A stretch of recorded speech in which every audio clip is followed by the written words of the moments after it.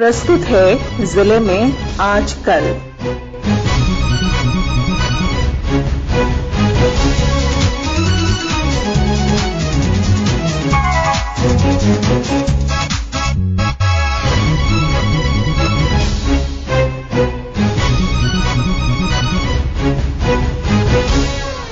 इस अंक में आप सुनेंगे पलामू जिले की ताजा गतिविधियों पर हमारे संवाददाता की रिपोर्ट।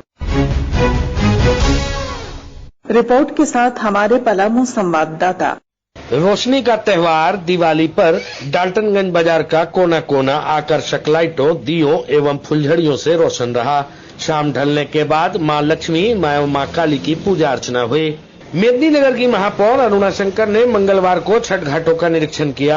उन्होंने निगम कर्मियों को विशेष रूप से सफाई अभियान चलाने का निर्देश दिया। उन्होंने अपना व्हाट्सएप नंबर जारी करते हुए कहा कि जिन घाटों पर सफाई नहीं हुई है वहां की तस्वीर खींचकर लोग भेजें, तत्काल सफाई कराई जाएगी। सिखों के प्रथम गुरु श्री गुरु नानक जी के प्रकाश उत्सव पर प्रभात फेरी निकलनी शुरू हो चुकी है। 8 नवंबर को प्रकाश उत्सव मनाया जाएगा। दीनदयाल उपाध्याय ग्रामीण कौशल्य योजना से पलामू के युवक युवतियां भी लाभान्वित हो रहे हैं। अब तक करीब 2500 बेरोजगार रोजगार से जुड़ चुके हैं। दीनदयाल उपाध्याय ग्रामीण कौशल योजना ग्रामीण विकास मंत्रालय भारत सरकार का कौशल विकास एवं नियोजन कार्यक्रम है, जिसका शुरुआत ग्रामीण आजीविकाओं को बढ़ावा देने के लिए हुआ। 25 सितंबर 2014 को हुआ। इस योजना के तहत 4 उप योजनाएं चल रही हैं। एक दीनदयाल उपाध्याय ग्रामीण कौशल योजना, उनके साथ है हिमायत योजना जो हमारा जम्मू कश्मीर क्षेत्र में चलता है, जम्मू कश्मीर राज्य के लिए। दूसरा है सागरमाला जो समुद्री तटों राज्यों के लिए। तीसरा रोशनी योजना जो नक्सलवाद जिले में आते हैं। झारखंड में 6 जिले हैं, कुछ 6 जिलों में पलामू, लातेहार, गढ़वा, चतरा, वेस्ट सिंहभूम और गुमला। इसका उद्देश्य है ग्रामीण युवाओं युवतियों को प्रशिक्षण देकर जो गरीब हैं उनको संगठित क्षेत्र में नियमित मासिक वेतन आधारित रोजगार से जोड़ना। इस कार्यक्रम का मुख्य विशेषता है इसमें जो प्रशिक्षण होता है बिल्कुल निःशुल्क होता है। वहाँ पे रहना, खाना और पठन पाठन से सामग्री बिल्कुल निःशुल्क होता है। कम से कम 18 साल से 35 साल के युवाओं का प्रशिक्षण होता है। और खास जैसे पीवीटीजी से पहाड़िया जनजाति बिरहोर से या ह्यूमन ट्रैफिकिंग शिकार लोग, उनकी जो उम्र सीमा है वो 45 साल तक होती है।